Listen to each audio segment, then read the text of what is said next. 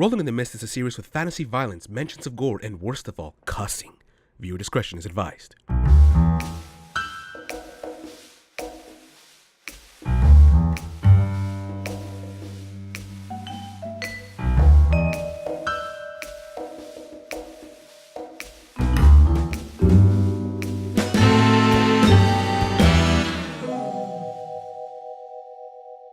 Hello everyone, and welcome to another exciting episode of Rolling in the Mist. I am your Master of Ceremonies, Kevin Carpenter, and joining me today are... Bravo as Leo Castello. And... Jason as Arthur Strange. And... Pablo Milla as Eugene Fritz. And on our soundboard is Chris Rangel, who doesn't have a microphone on him right now. Thank God. He just did the double thumbs up. Fantastic. Hi guys, this is me. I'm Chris. This is what I sound like. Chris, your balls go up in you again? Oh yeah, third time this No, week. no. Need some nasal We medicine. love him. We love Chris. So, Love you too. Do guys. we? Chris, you're a fantastic member of this team. Thank you. All right, let's start the session. So, today's session, we just finished our last story arc, Painting the Town Red. You all finally caught the mysterious masked Red Rider who had been stealing certain items across the city, including the book from Arc 1 and also Eugene's tapestry that he had just bought, man. Come on. It was a good deal. Tapestries. It was a tapestry on After a clearance. fantastic bit of teamwork by our trio, they managed to catch the Red Rider and interrogated her. But it turns out she had already sold both the book and the tapestry. Fucking bitch. Our heroes were no closer to getting back their items, except after I don't even know if I want to call it bullshit, because that was brilliant. The whole lie detecting thing, whatever. The truth serum. I did the science Power. on that. Chemical manipulation, yeah. Yeah. You found out that she had sold the items on a dockside trade. So you all are a step maybe closer to finding your items? Not really. Yeah, not really. Yeah. No, she gave a name, though, right? She gave Renfield. It was... Renfield. Renfield. Yes. I was seeing if you lost guys my were actually notes. taking notes. I literally only have the word Renfield written down. That's What does that mean? I That is the truth. have sold it to men in red suits at the dock, Renfield. And he knows about the book's power. our I lost detective. all my notes. Oh, there we go. So speaking of Detective Strange, right outside the interrogation room, Captain Jackson cut Detective Strange a deal. Captain Jackson would take most of the credit. Detective Strange would take some because he was caught on camera going with Captain Jackson onto the crime scene. Thank you, Mayor Dents. We're And- friends. And Detective Strange's associates, Eugene and Leo, would not have, crimes charged against them for being on an active crime scene. We're Batman. Are we? I'm Batman. Are we? It don't feel like we're Batman. Did I do it? Did I do it right? I'm Batman. As Detective Strange reunited with his two compatriots, a mysterious figure met with Captain Jackson, and they had a mysterious conversation, because this is a mystery game, folks. Get Really? ready for more of that. And so now this session is going to be our second interlude between cases, which means that we get to bring back my favorite move, the downtime move. Add that later in post. Nope, So- we're going to keep it just the way it is. So I talked to each of you individually, and you all told me what you wanted to spend on your downtime between the Red Rider case and your next upcoming case, which we'll see what that is soon enough. So who wants to go first? I'll go first. Okay. Yeah. So Jason, Detective Strange, what are you going to spend your downtime on? So since we don't have a case working at the moment other than the Renfield thing, I'm looking into more of what I saw when I glanced into that book and what it showed me. Okay. And by doing that, I'm going to go visit, I guess, because Eden City is a metropolitan city, I'm guessing they have like a big metropolitan city style library, which is full of information. I'm going to go down there not only to just look into the books and do some research, but to see if any spirits haunt the library, because they'll know that place because they're haunting it, so they got the best layout. And two, they probably have more information as just time has been added to that library. He's going to go ghost busting. Exactly. Without stealing the ghosts, without catching the ghosts. And then No copyright needed. I guess it's historical grave sites, because I figure the best people or the best beings or whatever you want to best beings because they're ghosts would be those who have been dead longer than like a modern gravesite because they're probably the oldest spiritual creatures I could get in contact that wouldn't have any kind of knowledge of this book since it predates probably before humanity. Okay. Some deep shit. Yeah. Okay, Well, so- and all that I'm somehow still getting a swig of whiskey here and there. So, have you kind of been like haunted by the visions that you had from your book experience? Yes, definitely. So that's kind of like it's kind of been keeping you up at night. And... Yeah, like let's say I'll be closing my eyes and it's like a flashback of it just reappearing in my head over and over, and nothing really is getting revealed. It's just I keep seeing it. It's almost like when you like kind of repeat in a time loop. It's kind of like that for me when I sleep. It's just a repeat of what I witness, and I kind of wake up and it's like I know it's not happening, but in my sleep it's happening all over, and it feels vivid. It feels real. So, Detective Strange, you head over to the Eden City Metropolitan Library, like, the big one, the one that's near the middle of the city. The outside has, like, the lion statues and, like, pillars and all that. This isn't your first time in a library. I mean, you're not the man that, you don't strike me as the kind of man that spends a whole lot of time in the library. Illiterate fuck. But, you've been here before every now and then. Yeah. Also, did you, like, sneak a bottle of whiskey into the library, or are you actually, like, trying to do this sober? I had a flask. Okay. Okay. I won't lie. Just a smidge. Mm-hmm. Yeah. Just I mean, I didn't bring the paper bag with I didn't bring one of those. For sure, though, like, in my coat or whatever I was wearing, I pulled it out and went, a little shot. Like a dropper 96. Mm-hmm. Fine age, 2 weeks. Unfortunately, you don't get to reenact the opening of Ghostbusters. That's As you fine. walk through this library, you don't see a librarian phantasm or anything roaming the shelves of the library for all eternity. You do find a regular living librarian, and she, happily assists you in finding books on, old religions and the history of the city and old graveyards and all that. And as you sort of like look around and actually like hit the books, it takes you most of the day to, look into each book and the research and, actually try to find like something that would explain what you saw in the book.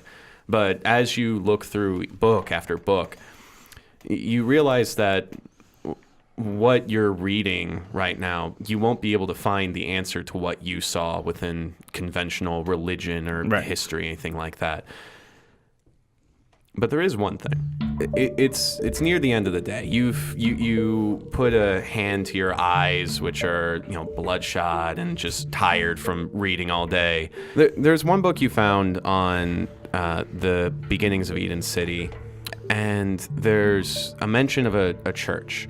The church was so far back in the city's founding that to this day it's hard no one truly knows what denomination it was, or even if it was Christian or Jewish or some sort of older religion. But as you read this book, something about it just hits you, and you're not entirely sure why. It's called the River's Anchor.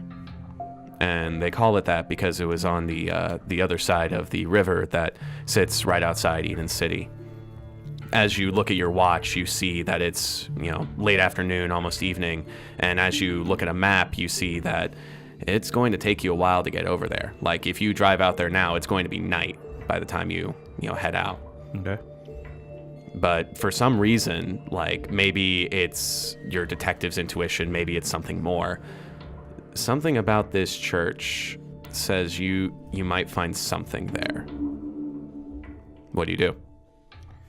Well, of course, like I have my little notebook of just things. I'm writing things down, and I ask for like the nearest phone or something, and I give a call to Leo. Okay. Yeah, there's there's a free phone in a library, and it like one of the old like rotaries. So you put your finger in the hole and move the circle around, and whatever that instrument was called, I have no idea. That's a mystery in and of itself. Those things still exist. Yeah. The rotary phone? Rotary, yeah. Well, I mean that's the thing with Eden City. It's just like it's that weird spot in between time where it's like there's a rotary phone and there's also like a cell phone charging bank. It's like an iPad So bank. this is like an in-between phone.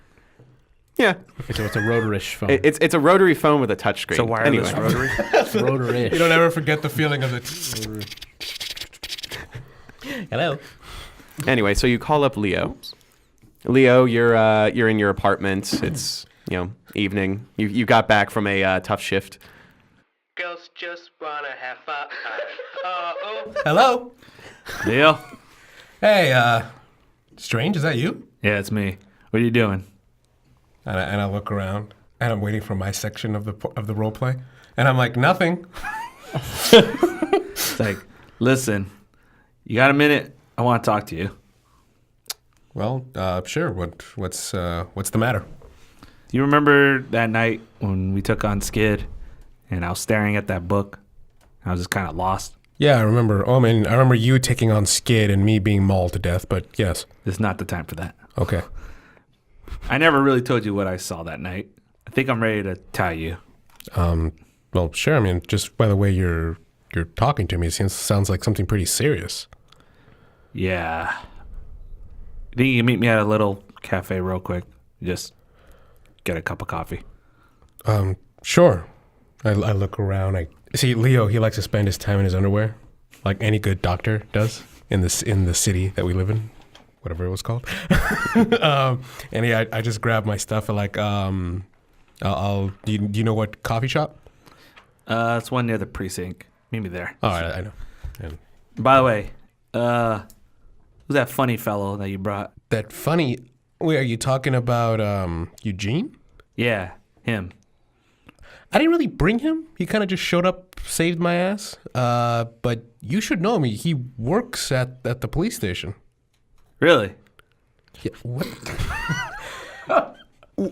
Yes. No. How do I know this more? Never mind. I'll meet you at the coffee shop. I'll explain over there. All right.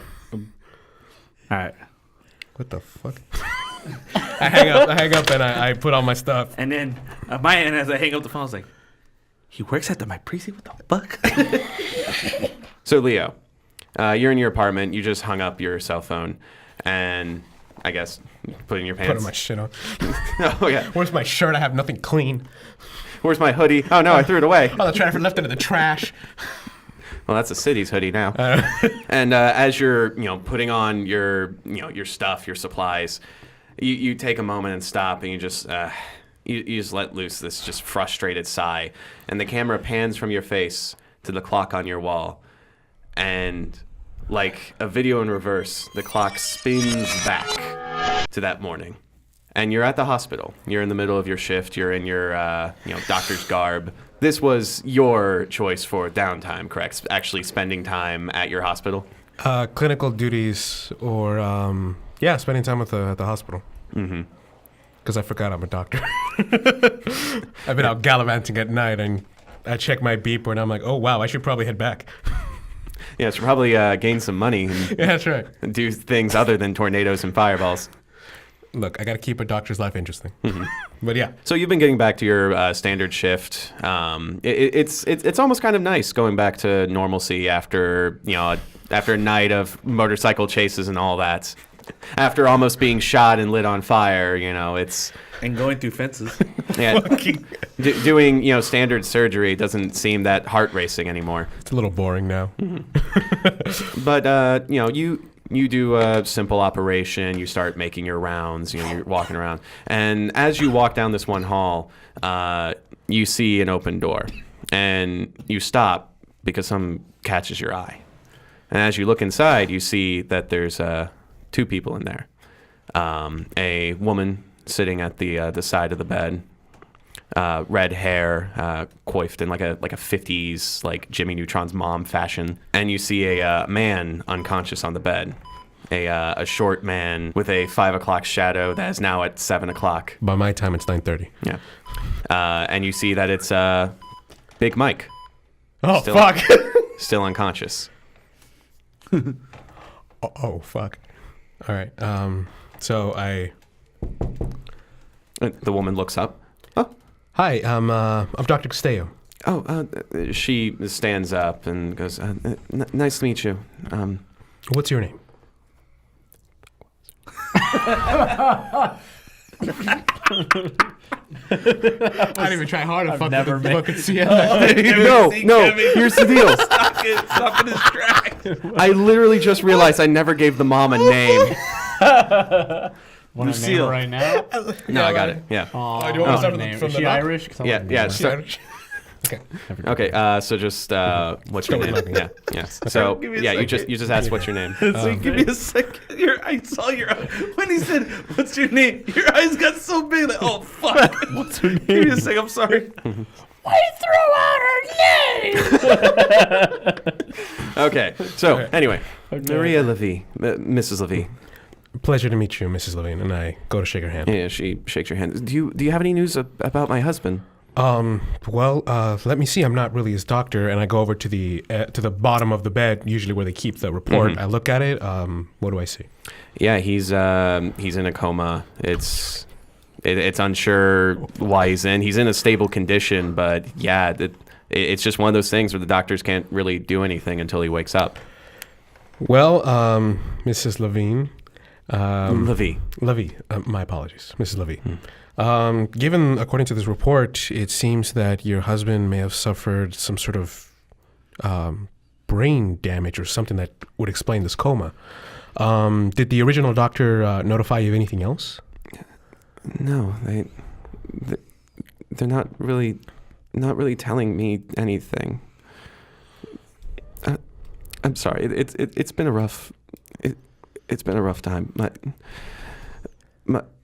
My husband's the breadwinner in the family, but with him going unconscious and I'm spilling my guts here, but my daughter's in jail currently. The cops are telling me she's a thief, but they won't tell me much of anything else. So as she's telling me this, I'm kind of looking outside the window, kind of like, oh shit. But like, just like calmly, my presence is calm, but if the camera were to turn around, I'm like, ooh. Yeah, you're looking out the window and oh shit, a couple blackbirds fly and land on the windowsill and just look at you. And I with the clipboard, I just go, shoo. You just tap the glass just tap and the the window, birds like, just, get out of here. They caw and they fly away. And I maintain my posture as a calm doctor, like you would see at ER. And I turned around. I said, "He's like, ma'am, it's perfectly fine. I understand it could be a very, very intense moment. Would you just mind giving me the room? I want to see if I can perhaps do some sort of physical therapy that might help your husband." Really? What? Why do you need me to leave the room? It can be a little invasive, and I understand he is your husband. There is intimacy already, but it's a patient-doctor relationship. Roll convince real quick. You bitch. No dice ring today. 9. Oh, you didn't even add any power tags to that. Yeah, okay. Doctor's calm. Yeah, sure. you would have added your tag and it was fucking...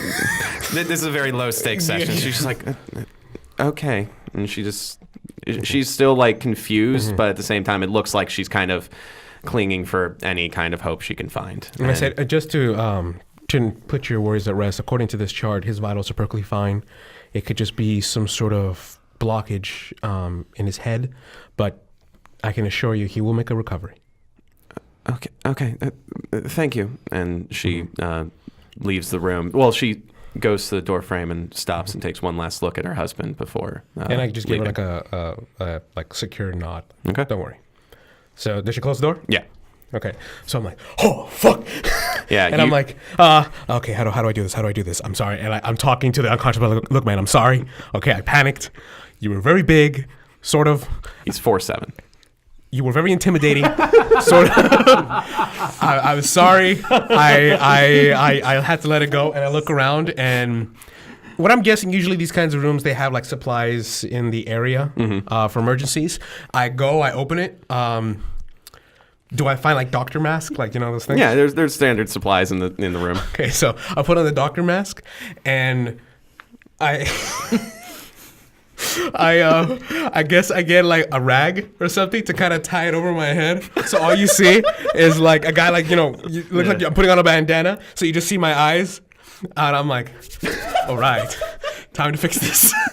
And I go over, I put my hands on on his head, right by the Temples. Thank you. And I activate healing factor and second wind with advanced medical knowledge and veteran doctor's calm.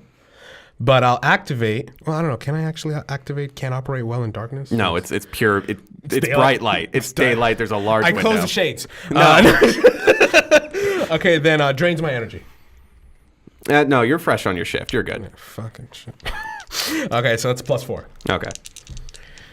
Come on, homeschool. Remember, the status you gave him was a 4. Come on, He's MIT currently training. at coma 4 right now. Come on, DeVry training. So that's 9. Okay, so this is going to be change the game. So I assume you're putting all of it into the not coma 4 status. Yes. Okay. Shall be healed by Jesus. But can I like wipe his memory? Nope. Damn it. Call me up. This guy's chemical balance. Give me a call. I'll wipe his memory. Look, I'm a doctor. That's not what you. Who gave you a degree?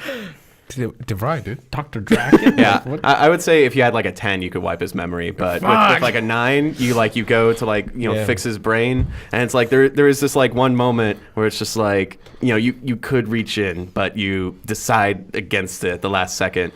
And so as you're like massaging his temples with your healing yeah. magic, Just like blowing a little bit of like healing wind to his face. His ear. yeah, his eyes begin to flicker, and Big Mike wakes up and goes, What's his name? Big Mike. Big Mike. No, but on his sheet it says Big Mike. Oh no, his sheet says Michael Levy. Michael Levy. Okay. Mr. Levy, can you hear me? What's going on? It's like I know it's a little hard to figure what's going on. He immediately just gets up and starts like swinging. Whoa! Like, where am I? Where am I? You know, for a guy who just came out of the coma, this fucker has too much energy. That is scientifically incorrect. Anyways. To be fair, you just like gave him a shot of energy to the brain. Let's go to WebMD. No. Anyway, so he gets up swinging. He's swinging around the air. You back up. Yeah. Like, and then whoa. He's just like, Mr. Levy, you're at a hospital. I'm a doctor. All right. I just helped you resuscitate you from what appears to be a very in-depth coma. I suggest. Is he standing up? Did he get out of the bed? no, he's getting off to the side of the bed, and he's standing up. He's like, and he sees he's got like the tubes in his arm. And he's like, take these out. No. You just leave them in. We still need to. You just got out of a coma. What happened to my shop? I'm unaware of what that is. What do you mean your shop? My shop. The shop I work at. What happened to it? I'm not sure. Last I remember, some scuzzbags were trying to get it. Scuzzbags. I'm not gonna fucking say scuzzbags. Even I was like, what the heck are scuzzbags? Last I saw That's just side effects from the brain. You say words that mean no sense. So just take a deep breath, sir.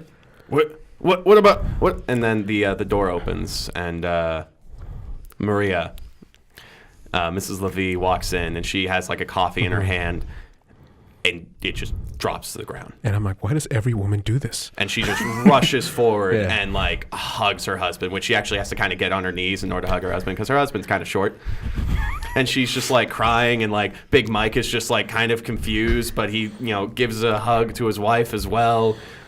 And I'm just standing there awkwardly, like most doctors do in those moments, just waiting. And just like Ms. Levy, she's like crying, and then like like a minute passes before she like looks up and just goes like, "Thank you,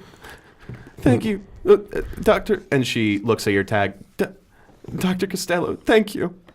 She like blinks her eyes and like wipes away some tears. Like, why are you wearing a mask and towel?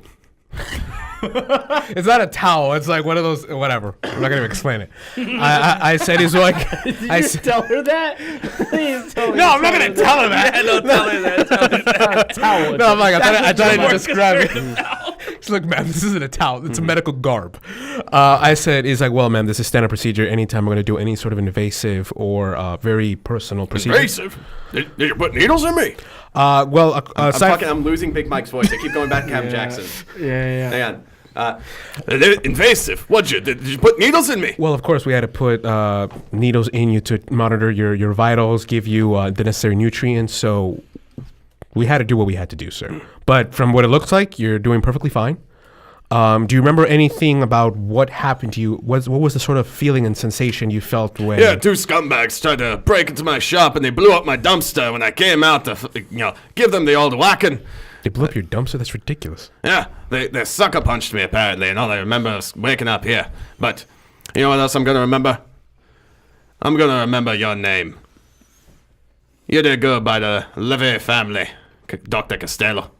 Well, I appreciate it. I like enjoying. I'll remember you to the end of my days.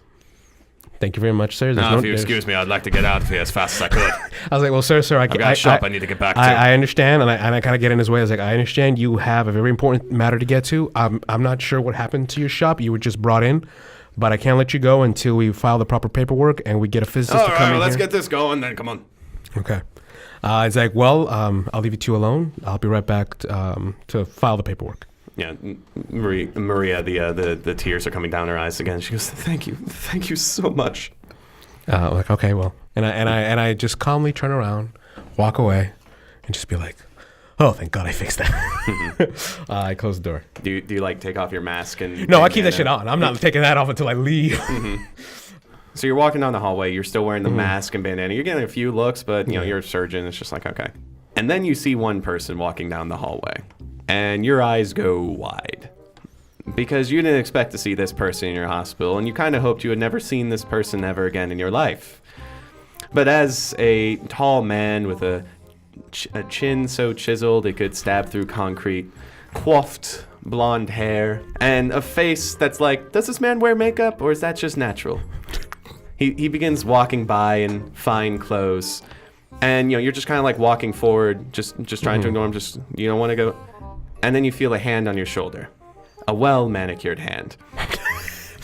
Oh, so soft. And he turns to you and goes, excuse me, sir. I am looking for a doctor I think is working at this hospital here. I'm looking for and he looks down at your name tag.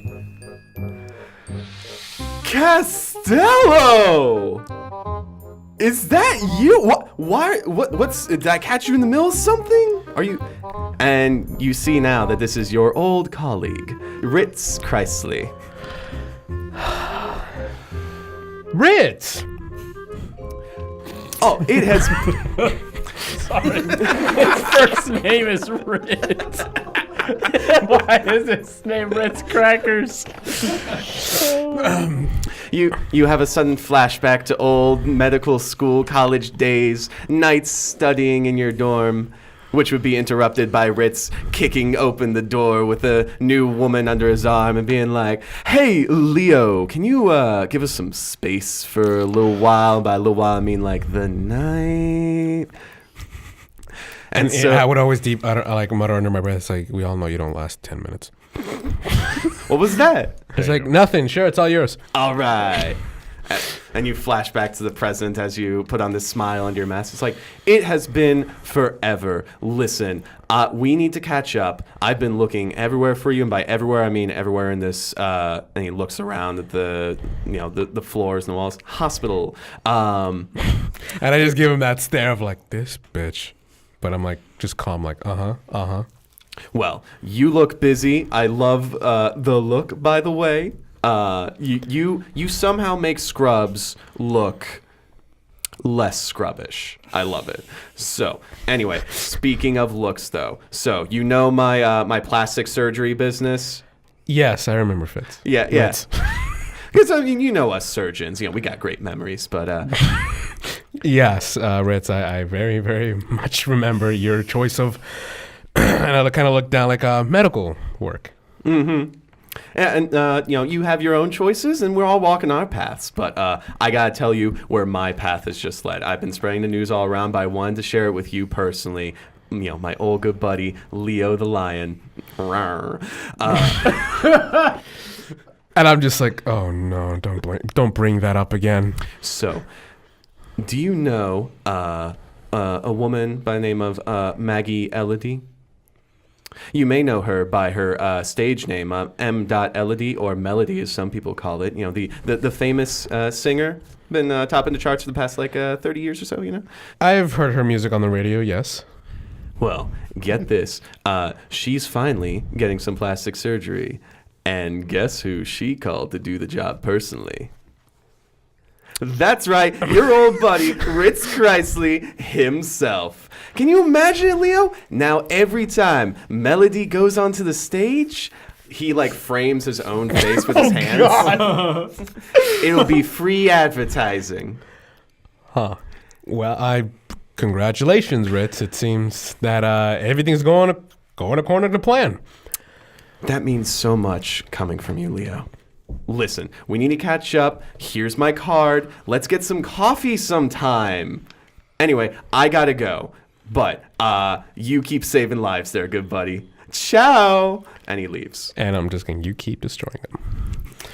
and I put it in my coat front pocket, or side pockets. Then I'm taking what that? No, they have front pockets. Yeah. They got both. Yeah. Okay. Yeah. Okay. And then I'm like, God damn it! How the hell did this guy find me? And what kind of name is fucking Ritz?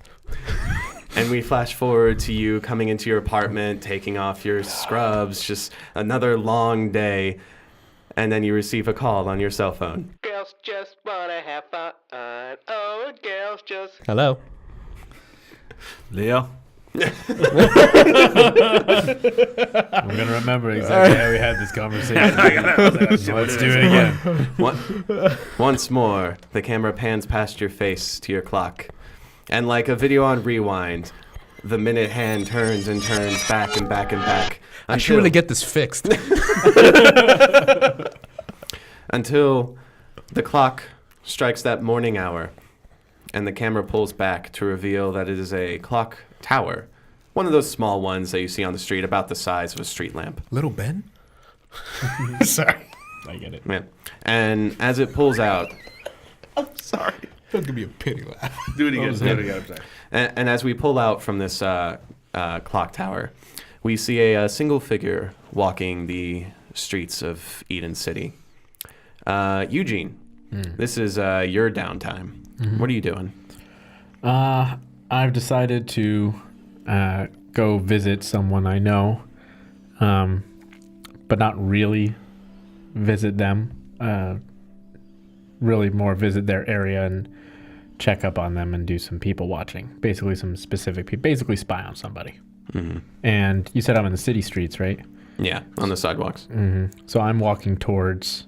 across I'm on the left side of the street. On the right side of the street ahead of me, there's a little fresh market with some awnings and some produce out by the street, and inside there's a florist section, and then inside is it's just a small neighborhood market, and that's across the street from me on the side. I stay on my side of the street. I'm very well practiced at this. This is secondhand kind of motion, and Eugene stands by a blue mail. I'm assuming Eden City also has blue mailboxes. Yeah.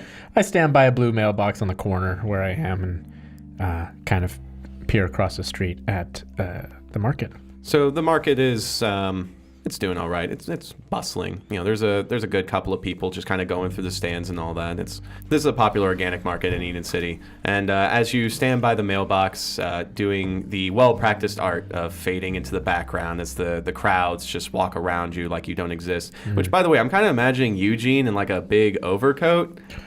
Yeah, I'm picturing. It's a regular sized overcoat. He's just not a very big guy. It's a big, and it's gray. It's gray. It's a little disheveled, wrinkled in weird places, and kind of stained in weird places as well.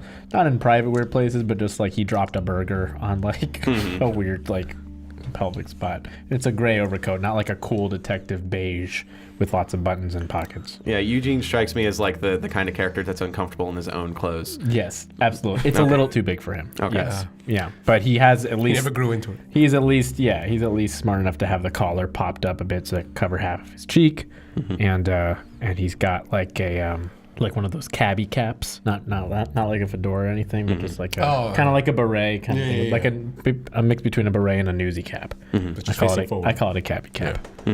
Facing forward and a little bit down. And as you're watching this organic market, you see a woman that you've seen many times before on your rounds. An old woman, early 60s, with graying salt and pepper hair, tied up in a bun on the back. And she's walking around. She's picking up the same vegetables, the same fruits that she normally picks up. And as she, pays for them and puts them in her tote bags, reusable, of course, she begins walking down the street. In what direction? My direction or opposite? Just she's on the other side of the street, and she's just walking to where is back home. Okay. I follow her. I don't know how many feet a pace one pace is, but several paces behind her on my side of the street, and I follow. This is a well-worn practice of yours. You almost feel like the sidewalk has created a groove where you've walked these exact same steps before. But you walk with this woman until she gets to the door of her townhouse and walks in, and you wait, and sure enough, she appears by her first-story window and sets about sorting her groceries, and you just kind of watch. Even as the rain begins to fall, as other people put up newspapers or umbrellas, you just kind of stand there by another mailbox, just watching. And as the rain falls on your face, you can't help but have a memory.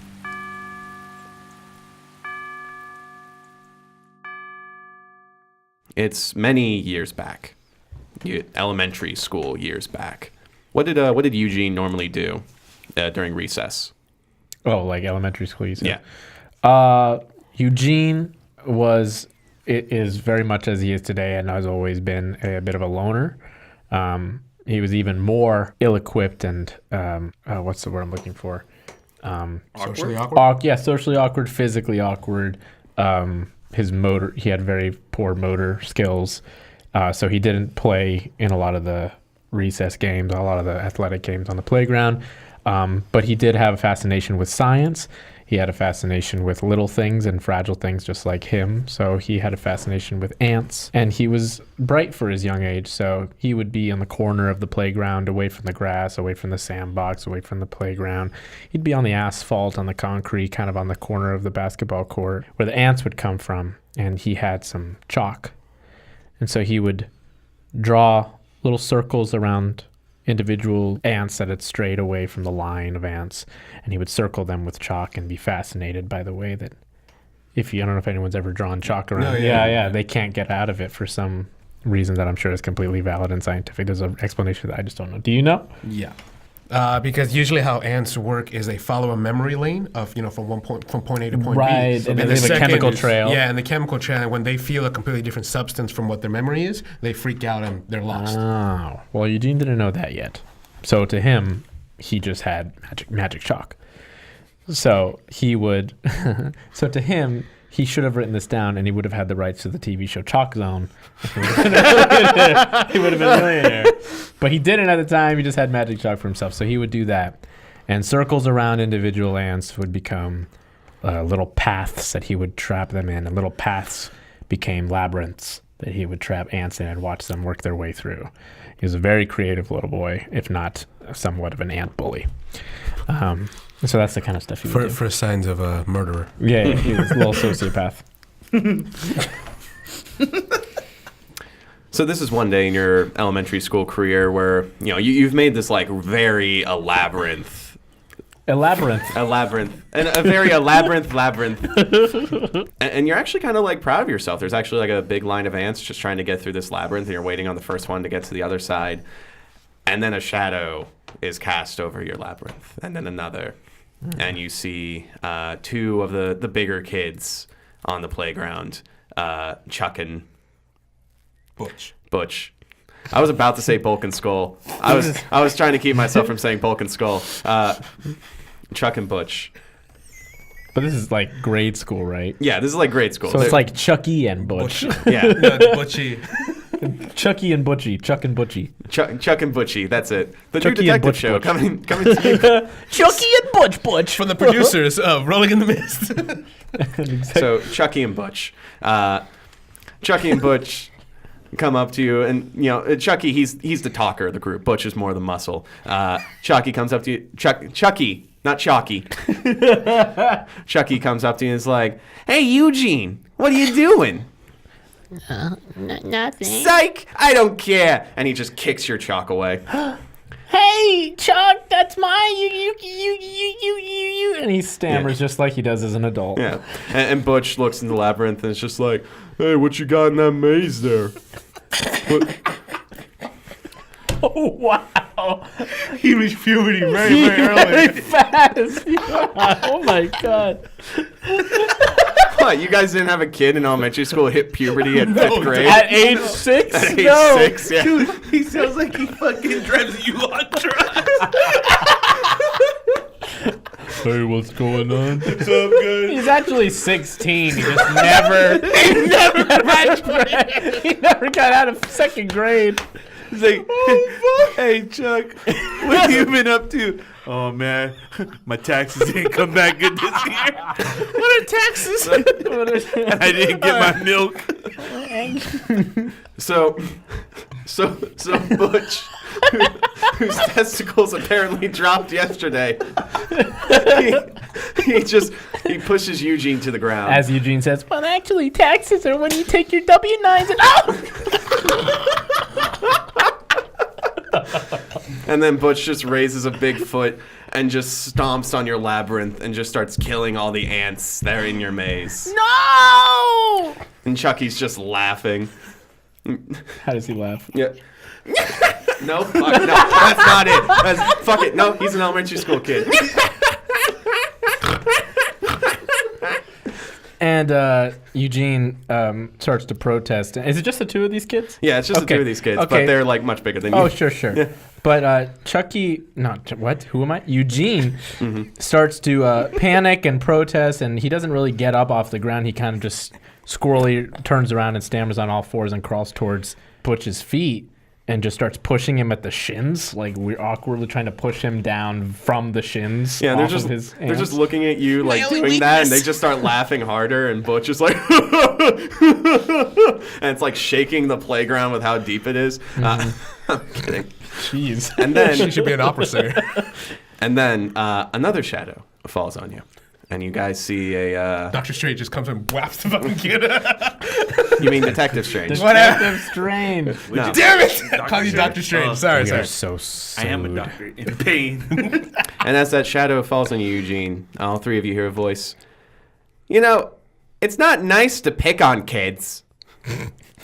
And the two kids turn around. They see a boy in a striped polo shirt and smart jeans that his mom just bought him. But he carries himself with the confidence that only a 4th grader could possess. And Is he in 4th grade and we're in like 2nd grade, or are they all in the same grade? or is Eugene in 2nd grade in this I was movie? picturing when you said elementary and I'm playing with chalk. I didn't do this in 4th grade. I think 4th grade is a bit. Okay, 2nd grade. I think 2nd grade. Okay. I'd do. Yeah, 4th grade, I was doing drug Eugene. runs. Yeah. By 4th grade, Butch will be running for governor. So, Dude, my fucking Butch was union leader. He's Teamsters. So 2nd grade. Sorry. okay. This kid comes up, and Chucky's just like, "What do you want, Christopher?" And Christopher goes, "It's Chris, first off, and second off, I want you guys to stop picking on Eugene." And Chucky just comes up and is like, "Or what?" And Chris, he does not back down. He just stares Chucky straight in the eye and is like, "Or I'll have to be mean to you." Does he have his hand on his hip like that? Yeah. All right. Yeah, he has both hands on his hips, man. He is Oh, he is man. straight up Wonder Woman posing right now. Oh goodness. And Chucky's actually like kind of taken aback, and like he kind of like glances at Butch, and Butch is like, he just kind of like shrugs, and Chucky just looks at you and he's like, "Whatever, we are bored anyway." And the two of them just walk off. And Chris comes up to you, Eugene, and he picks up the chalk that Chucky had kicked earlier, and he hands it to you. And he goes, "Sorry about that. Those guys are jerks. You all right?" Eugene is wiping tears from his face, and he's still he takes the chalk, but he looks down at it in his hand, and he looks down at the smears of chalk on the ground and the Normandy beach of ants that are before him, just slaughtered ant pieces all over the place, and he's really dismayed. And as he looks up at Christopher, this boiling core heat that had been building up within Eugene the whole time this event was happening, he can see his eyes, and as he looks into Christopher's eyes, this heat kind of just simmers and dissipates away. And he just says, Yeah. I'm okay. What's your name? I'm Eugene. Eugene Fritz. Oh, that's a weird name. Sounds like something from a comic book. I'm Christopher. My friends call me Chris, though. Oh, Did you draw that? And he points at your labyrinth. Well, yeah, I did, but before they... Wow, that looks really cool. I mean, it probably looked a lot cooler before, Butch smashed it all, but, that's really cool, though. Yeah, it's called a labyrinth, not a maze. Oh, that's even cooler. And he helps you up. He's like... He gets up. Do you want to draw more things with chalk? Sure, what do you want to draw, Christopher? There's a game my brother told me about, hopscotch. Let's draw, you just draw. He takes chalk. He's like, you just draw a couple of squares, and then you just do this. And as he starts drawing the squares, he gets about 2 squares in as you're watching him before he stops and looks up. He's like, "Are we friends? Let's be friends." I've never. Okay. Awesome. As he starts to teach you the game of hopscotch, we flash forward to you, Eugene, as an adult, standing there watching this woman's window. And as the rain begins to fall a bit harder, and as you stand there watching, she finishes up organizing her groceries and then turns off the light and goes off to her bedroom. And you have a thought that maybe you should get out of the rain. And as she disappears from sight, Eugene doesn't wipe tears away from his eyes, but just rubs them a little bit. They're tired. They are watery, but not tearing just yet. And he shakes it off, stiffens up his collar, tips down his visor, puts his hands in his pockets, and takes a deep sigh.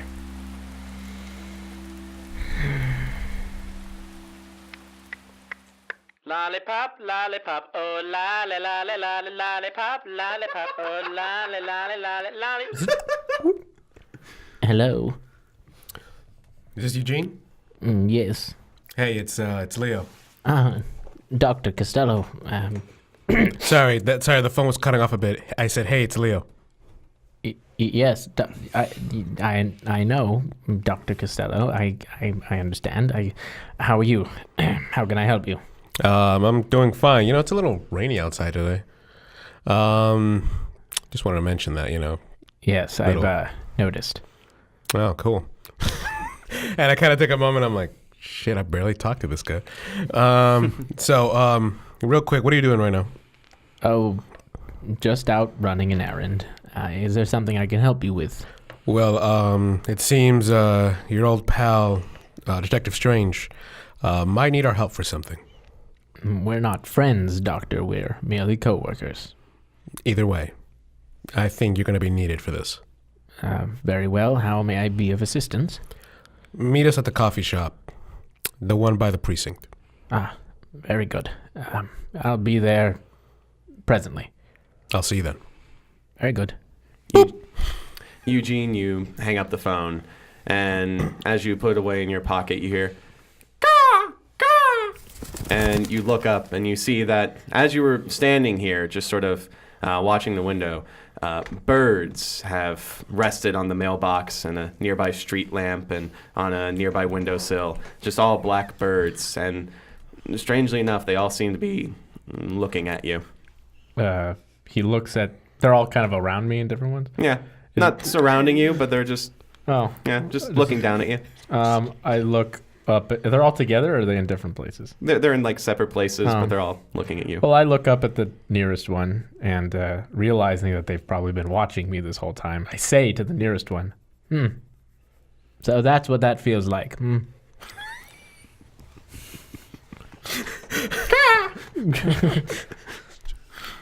Ka, my friend. Ka.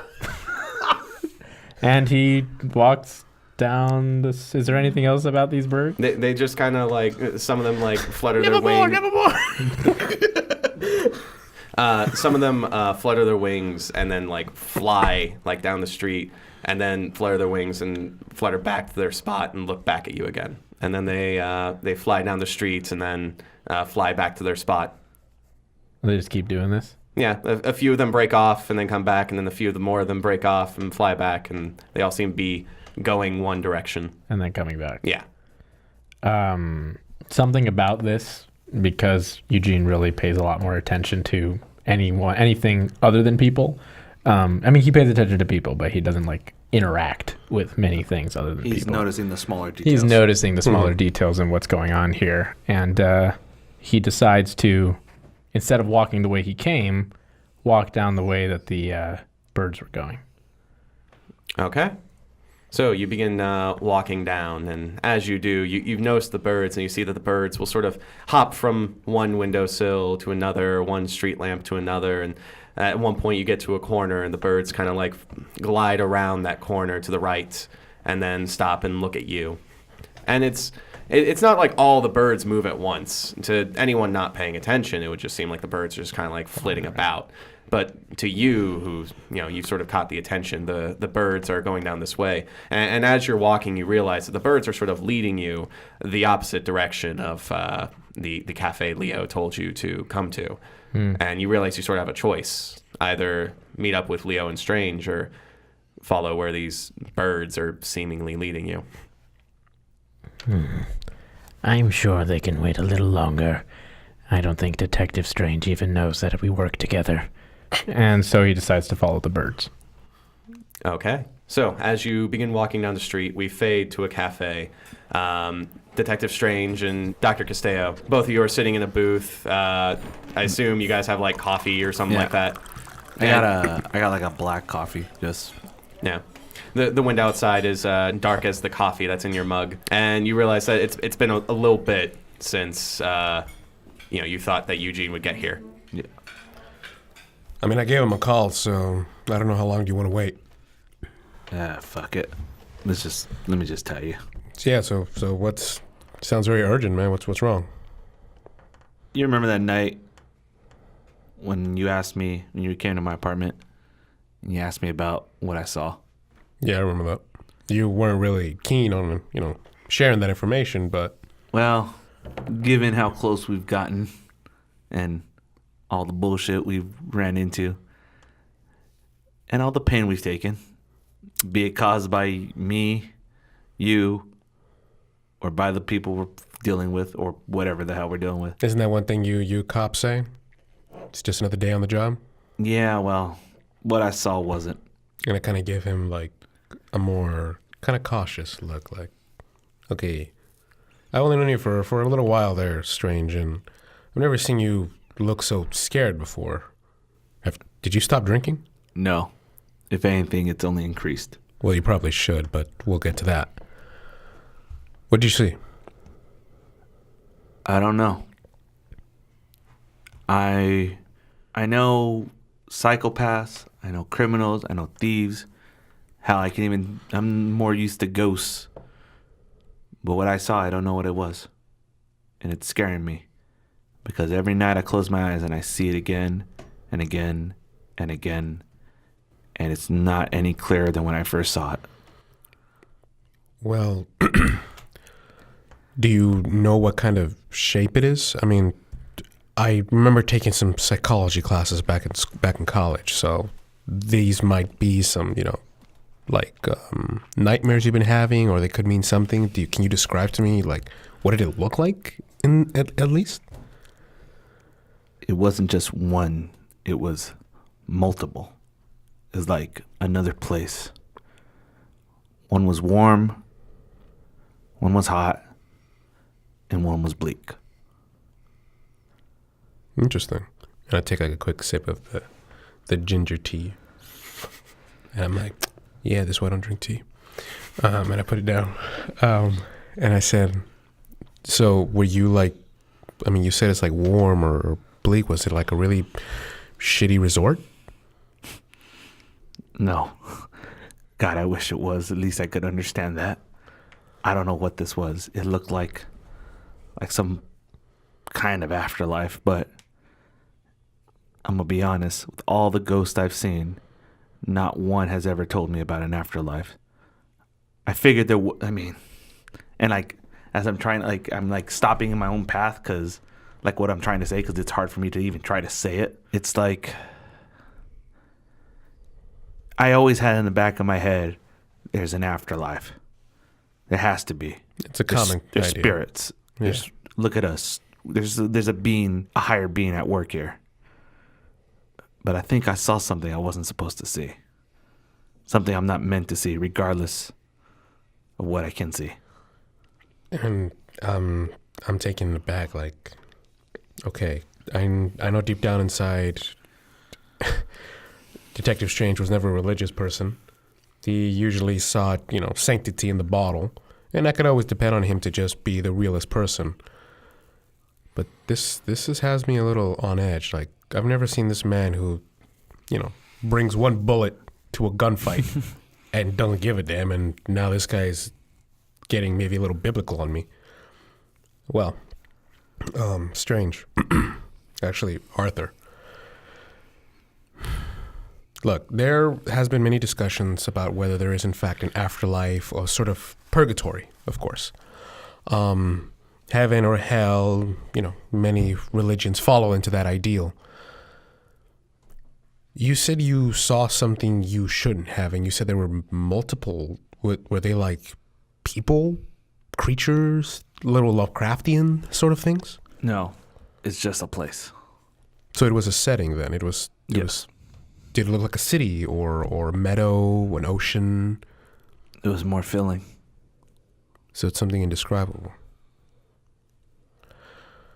And when did you say these things started happening? When you looked in the book? After the book, when I first opened it and I looked into it, I saw this. But what do you mean you looked into like the pages, the ink on them, or? You remember when I was reading that passage? I mean, through the mauling of the zombies, a little bit, yeah. When I read it, it showed me something. It showed me that vision. But it wasn't, it's like I was seeing without seeing. It's like everything, every sense, every feeling I had in my body was just getting overwhelmed. And it was keep getting overwhelmed. And I couldn't hear you. I couldn't hear anything. I just saw this. Can I get y'all anything else? Says the waitress as she comes up holding a pot of coffee. And I said, can I have something? It turns out ginger tea isn't really my thing. Do you have anything else? She just looks at your empty mug and then just fills it with coffee. I'll take it. There was still tea in there, but I'm just like, the tea back. still tea in there. I'll give it a shot. Thank you. It's Dolores. Thank you, Dolores. And I just look back and I'm like, fucking, I'm a doctor. Is it one check or y'all splitting? And then I look at him and I'll get this. I'll take another refilling. You got pie? Oh, do we got pie? And then she walks away. and I kind of just look at him like, did she answer the question? We'll find out when she comes back without my pie or not. I put the so many mysteries in this podcast. I put the teacup that now has coffee and tea in it. I'm just like, okay. I take a sip. It's all right. I'm seeing my own afterlife.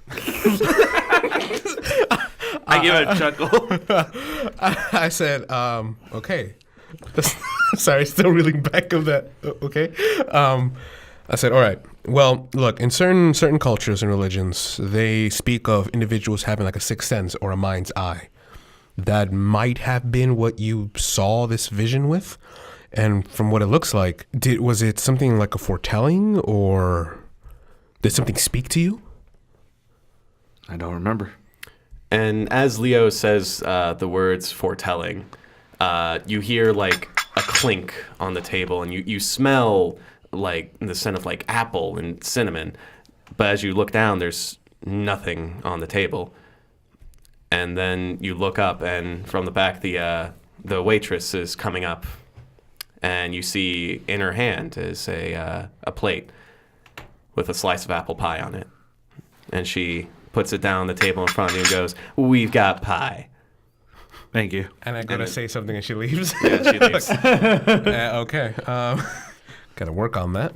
And I start like slowly working at that pie. Start working out that. I mean, it's gonna take a while. Hey, you know what? I may be a drunk, but I like pie. Roll for pie consumption.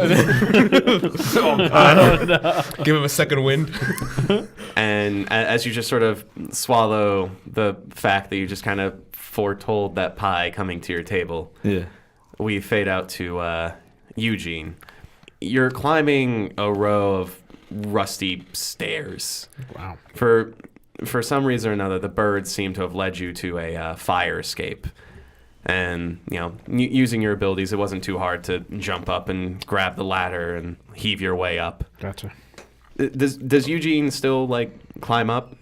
I guess I should have asked you that before I What do you mean? narrated Like, grabbing do the you ladder. lift, bro? Like, what do you mean? No, I mean, I should have asked this before, I narrated your character, grabbing a ladder and all that. But Yeah, if the birds led Eugene to a fire escape, would Eugene climb up that fire escape? Given that we're flashing back to him, and at first he was just walking down the street, and now we cut back, and now he's at a rustic. What is it? Like a fire escape? Yeah, this is... He's in a totally different area. Yeah, we are in an old apartment building. He is in the entranced city. in curiosity. I think he would definitely do this if he's come this far. Okay. So in the alleyway of this old apartment building in the heart of the city, you jump up and grab the rusty ladder and heave your way up this fire escape. Yeah. And as you take nervous but stubborn, curious steps up this creaky steel frame, the birds just keep flying up and leading you further and further until you get to the roof of the building. And as you do, you stand on top of this roof, and the lights of the city are flashing all around you, and it's beautiful. But what catches your eye isn't the lights. It's that on this roof is a couple of square structures, cage-like, with stands inside of them. And you see shapes fluttering in them. It's hard to see in this dark, but you can see that these shapes are some of the birds that have been leading you, and the birds fly into these cages, and in between these half a dozen cages just full of birds, you see a figure there. He's illuminated by a single light, so half of him is cast in shadow and the other half is cast in harsh yellow. And he turns to you, and you see dusty, stitched patchwork clothes. You see a torn up hat, like one of those beanies. And you see he has an eye patch over his eye that is cast in shadow. And he turns to you with his one good bloodshot eye. And he sees you, standing there. Hello. Fucking finally, one of you all get up here. I'm sorry. Yeah, no, sorry as your friends are gonna be. I've been trying to bring you all up to this roof, and you're the only one that actually found my birds. Yes, they were. All right, listen, we got a lot to talk about. Not a whole lot of time to talk about it. Who are you, sir? The name's Otis Melbourne, and I'm the man that's going to shave your life. I'm sorry. You're going to shave my life? I know. I don't mean to. As you can tell, I don't speak very well either. I just wanted to know if is that what you. He just walks straight up to you, shutting up. He gets uncomfortably close, and you see that this man is just a bit taller than you are, and as he just looks down at you, you can smell just the dust and bird crap smell that that this man's natural musk at this point. And as he looks down at you, he opens his eye patch, and you see the empty socket, and he goes, "No, boy, I'm going to save your life. I heard you much more clearly this time. And we fade out to the parking lot of the diner. Dr. Castello and Detective Strange. You head over to the bulletproof Dodge Charger. Eugene still has just never showed up. Well, it looks like Eugene is going to be joining us. Hey, Should we be concerned about that? he'll be fine. I mean, I'll be honest. And I look, has the patch of the panel been repaired? No. Wait. Yeah, no. It's been far. Okay. Like the Red Rider chase was like yesterday. Okay, I was like, he's like, I think as I guess you could say scrawny as the guy looks, and I point over to the panel. I said, if you could chuck one of those bulletproof plates at a guy and knock him the fuck out, I think the guy can take care of himself. Wait, he ripped the panel? Oh, that's right. I know you were gonna be mad. I parked. Look, I'm just saying I parked it in a safe spot, and then here comes Eugene. I'm guessing, just chucks this panel, which looked a lot like the one from your car. So I'm guessing he's the one who ripped the panel out of your car. Remind me to punch him. And I take out my little notepad. I said, "Don't tell him anything anymore." I said, "I got nothing else pretty much going on tonight. Do you still want to talk about it, or you got somewhere to be?" Well, before we met up, I went to the library to look up anything that could give me any kind of information on what I saw. And I kind of chuckle like, "Library." And then I kind of like, I look up there like, oh, What? shit, I said that a little too loud. And I'm just like, oh, no, I just, I didn't think you'd have like a subscription to the library. You don't really seem to me like the studious type. The library's free. What are you talking about? But you still need a card to rent books out. And I didn't really see that many books in your apartment. Just because I don't have books, that doesn't mean I don't like to read. Do you like to read? Yeah. My point exactly.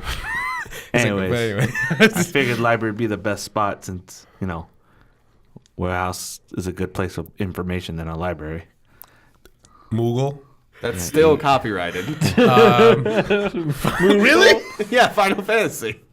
Oh my god, I've never played a Zoogle. Fucking useless. How about Zoggle? I heard about that. I heard it's a startup company. It's a startup company. I think it's got big potential. So, Detective Strange, is Dr. Castello coming with you? I was going to bring it up. I was like, I found something. Just one little thing. I'm going to go visit this. What was it? It was a river, wasn't it? It was a church. Was it? The not a church. It was. Yeah, it was a church/graveyard. By a river. The river's anchor. Yeah. I'm going to this church in this old historical grave site. Would I know this? I know about this place? No. Okay. Really? You What want- is it here in the city? Yeah, it's been here since the beginning. You want to tag along? And I was just like, I'm feeling a little rumbling in my stomach, but I think a nice car ride will help liven it up. So, I mean, like I said, I got nothing else to do, and you don't seem to be in the right place. So, I think the safe thing would be just make sure you're okay. So, sure, I'll tag along. All right. And this is just me being me. I say before we go, I'm gonna get some pie on the road, and I run back in to go get a quick piece of like cherry pie. And as he's running back, I'm like, "You're paying for that one." Yeah. So you rush in, you grab a slice of cherry pie, and you rush back out. The two of you get into the car, and you turn on the headlights and drive off. And as you do, the camera stays in the dimly lit parking lot of the cafe. And within one of the small circles of light, a single figure wearing a suit so crimson it could almost be black steps out, and he smiles and takes out a phone and goes, "Yeah. Strange? He's going to the graveyard. Yeah, let's make sure he stays there." Click. Can you hear me now? Oh, good. Okay. Sorry, I just had to make that joke. And we fade out. So, that was our interlude session. The next session will be the start of our new story arc. The title will be revealed when the new episode comes out. But in the meantime, we have one last bit of maintenance to do. As it turns out, because of this downtime session, Strange, you get a point of attention to your Mythos theme for pursuing that. Okay. Leo, you got a point of attention towards your routine theme, your hospital being a doctor stuff for giving it attention.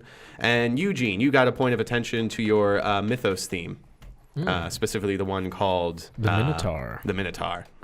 Because of that, and also the last couple of sessions, all three of you leveled up in some way, correct? Yep. I did. So, Detective Strange, let's start off with you. What'd you level up, and what'd you gain? It was training, which is my logos, and I gained a power tag, improvised weapons. So he's gone straight from being a regular boxer to a bar brawler. Yeah. So you just like pick up like a table leg and use it Because as a club. sometimes I figure if I gotta get into a fight, maybe boxing isn't always the best strategy, especially if it's a horde of zombies or a giant fuck head zombie thing, or the Red Rider who can apparently who ate the gum fruit and can stretch like a motherfucker. So, sometimes I might need to take a crowbar and say it's time to die. So Detective Strange, his character development is he's learning to fight dirty. Fantastic. Exactly. Okay, Dr. Leo Castello, what was your level up? So I leveled up in 2 places. My Mythos, Nature's Wrath, and the power tag that I got was Elemental Blessing. And so a quick summary of that is, given my Mythos, I am able to conjure elemental power-ups to anybody that I physically touch, whether it's fire, water, or wind. So, like, for example, I can, if we're going to be brawling in, at some point or whatever, I can elementally bless, I keep wanting to call you Doctor Strange, Detective Strange, and give him, like, fire fists, and hopefully it doesn't burn him, because we all know that's going to happen. Unlike Doctor Strange, I know how to drive. Dang, that's too soon. Look, man. Dang. Anyways, and my other one was in the Serpent's Gift. Primal Blessing. So very much like Elemental Blessing, instead of elemental power-ups, it's more like I can, bring out the primal essence of an individual, like strengthen, their muscles, or, make them run faster, or like jump higher. Kind of like a boost to the actual physical limit of the body. So you're moving away from just charging headfirst by yourself, and your powers are now focusing more on supporting others. I realized it wasn't really going well. So until I get a better grasp of controlling my elemental powers, I think I'm going to take more of the supporting role and make sure, the good old brawler here and Captain Minotaur stay in the front line and deal with it while I keep them alive. Fantastic. And speaking of Captain Minotaur, Eugene, you got a level up too, correct? Yes, I got the improvement of ripples, which I chose enhanced olfactory senses. Okay, so none of that makes sense to anyone that isn't you and I. Great. Now we have another mystery for the listeners to solve. All right, so which theme got the level up? The theme that was leveled up was my expression, which was the Minotaur. Fantastic. And the ripples was one of the advanced theme improvements, right? Yes. Where you got to take a tag from another theme book. Oh. Yes. And so the tag you took is one you're creating called enhanced. Yeah, I'm calling it enhanced olfactory. So does that mean you can like sort of like sense more, like? Specifically the sense of scent, specifically scent of smell, and all, which is kind of was like, it's interesting that his foreshadowing was the smell of pie. I was like, oh no, can he smell things ahead of time now? What that my level up's gonna suck. It's gonna be really redundant. But no. Basically, if you think of like a shark can smell blood from a mile away or whatever. You reek of death. And your mother smelled of Canterbury. No, your smell foreshadowing was being able to smell the dust and bird shit all over our new friends. You smell the afterlife. All right, look. Basically, think. I didn't know you were in LA.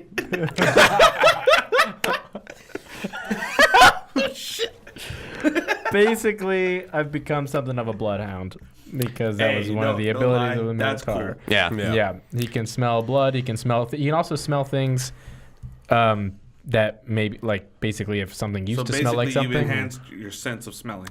Yes, but not just in terms of like I can smell that a mile away. Right. I can smell this and like this used to smell like blood.